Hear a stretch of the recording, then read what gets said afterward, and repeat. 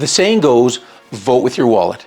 And as a dad with 3 boys that's buying games often for them, it usually means I'm voting 4 times. The recent price of the newest Batman Arkham game is a whopping $100 for the deluxe.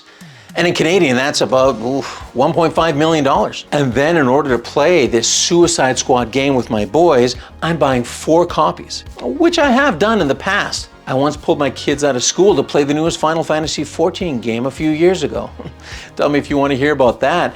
But for me, this isn't something new. As a seasoned Batman Arkham player, I've done almost all the games up to this point. And when it was announced that this game, the Suicide Squad, was coming out, title alone already pissed me off. But was I mad enough to skip it? Was I gonna buy this for myself and conclude the Batman Arkham series one last time with Kevin Conroy's voice as Batman? Was I gonna drop a $1 billion Canadian to play co-op with all 3 of my boys? The perfect 4-man team. Listen, when me and my wife first started planning a family, I knew that one day I would be gaming with my kids. Back before they were here, I loved the Halo campaign mode, doing the stories on Reach and multiplayers in Blood Gulch. I loved online games like World of Warcraft and leveling in a guild before Blizzard wrecked the whole thing. So knowing that the most common size of a composition in gaming is 4 players, I knew I had to have at least 3 kids. And now, over 16 years later, here I am with my own built-in fire team and doing what I want, and there's nothing they could do to stop me. Like there's nothing you can do to stop me from asking you to like and sub if you think this deserves it. So when I first heard that the next Batman Arkham game was gonna be co-op, I was pumped. But that was short-lived. The title, Suicide Squad, Kill the Justice League. Really? A live service game needing to be online just to play the campaign? Oh, come on. And then finding out that the campaign itself was only 10 hours long? You gotta be kidding me. The original Batman games were taking at least double that. Okay, Rocksteady, I've trusted you before, but damn, you're not making this easy for me to trust you again. And in light of all the recent reviews of this game, it looks like my decision to pick this up for myself, let alone 4 times over, seems a given. The story, Kill the Justice League, seems insanely ambitious and filled with huge pitfalls if done incorrectly. Why can't we just have a game without live service crap where we get to be Superman at his peak, Superman at his strongest, Green Lantern at his best? So instead of a story of the Justice League at their best, the game seems to give the players only a glimpse of that. And then a bunch of C-class characters instead. Why? The story of the Suicide Squad seems made to ride this non-existent wave of Harley Quinn fanaticism. Look, she's a fine character and a lot of fun in the original Batman animated series, but let it go. She's not that compelling. Not like the Justice League. Except, I guess, for that fringe minority that can't get enough. And, well, looking at the box office numbers and the sales of the game so far, she isn't a draw to the main audience. She isn't a draw to normies.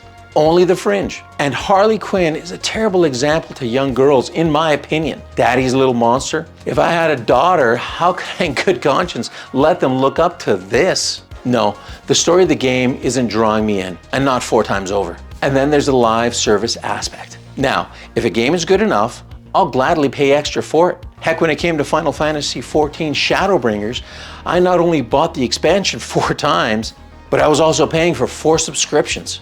Monthly.